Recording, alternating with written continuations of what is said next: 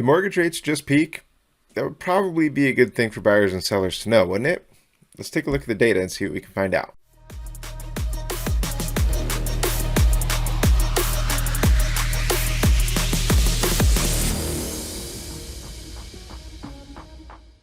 Happy Wednesday, everybody. It's Brian Simmons here with eXp Realty. It is July 6th already. I hope everybody had a great holiday weekend celebrating Independence Day. Just want to remind you guys all to please like, subscribe, and share this channel with your friends on social media.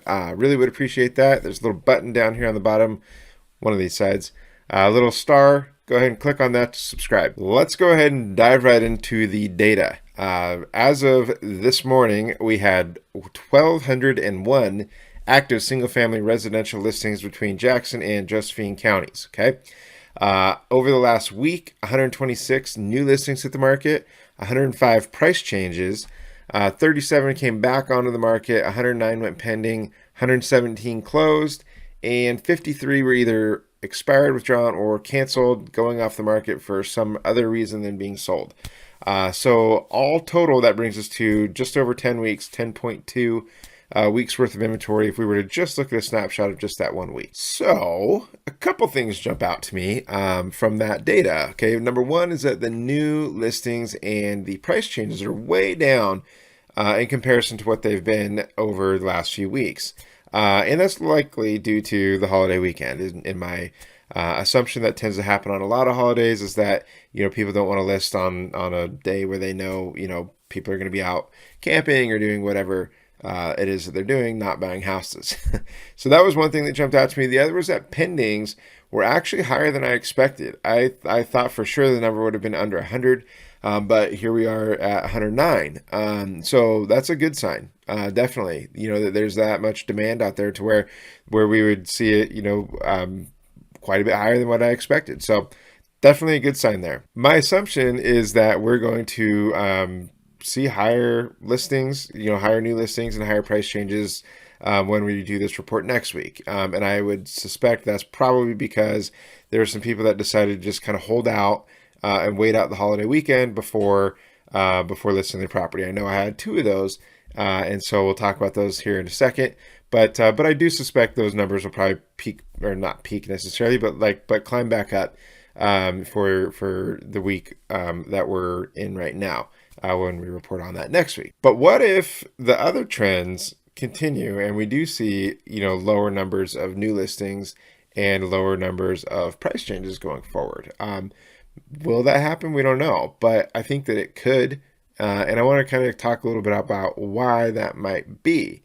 And so there's a little bit of chatter out there about the possibility that mortgage rates have actually peaked over the last few weeks. Then at the national level, the average interest rate was about 6.25 a few weeks ago, and now it's about 5.5. And again, on the national level, because that's the data that we're looking at, and because we can see it consistently. So looking at that, it seems to be indicating that maybe we have peaked, and that coming back down to like the mid fives is based on a few things. Okay, and it's based on, number one, just overall weaker economic data that's been out there, cooler inflation. So inflation's kind of gone up like crazy, then it's kind of slowed a little bit, which is great. Okay, and then the third thing is just the possibility that maybe the rate spike that we saw back in June, maybe that was overdone. And so I think that those three things are all kind of leading to those mortgage rates coming back down. Will they stay down? That's a good question. I think probably, but it's not known for absolute certain. The outlooks that I've seen seem to indicate that that's probably what's going to happen, is that we'll probably continue to see those in a downward trajectory. Probably not going to plummet until we see, a couple months worth of data that really, really supports, inflation being under control and back down to a sustainable level or normal level. But will it fully plummet? I doubt it. But I think we might see a slow decline of rates, which is great. We're happy with that. Ultimately, that's kind of what we'd like to see overall with the market, though. We would like to really see a kind of return back to sanity. And I think that that's accomplished with, rates kind of not being so volatile, not going up like they crazy like they did from 3 to 6 in a couple months. That's insane. And the same thing with house prices. Home values going up 20% year over year. That's also insane. So what we'd really like to see is a place or a market where the home values kind of grow slow, steady, and sustainably, and mortgage rates are stable. We'd like to see that type of environment. And what I would expect to see is, over the short term, a pretty big contraction in the growth of home values. Okay, so not in the home values themselves, just in the growth of them. So rather than growing at 20%, I think we'll contract down to growing at 3 to 5%. And that's really what I think is that kind of slow, steady, sustainable number. If we can be in that 3 to 5% from a growth rate in terms of your values, I think that would be a great place to be. And I can see that happening. We'll obviously continue to monitor all that. It's certainly an exciting time to see this all kind of unfolding right in front of us and to be plugged into it, seeing how the data shifts every single week.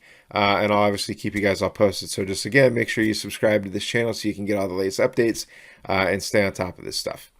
Again, if any questions about rates or how that's affecting the market overall, I'm more than happy to talk about that. So please don't hesitate to reach out to me. Couple things I do want to request your help on.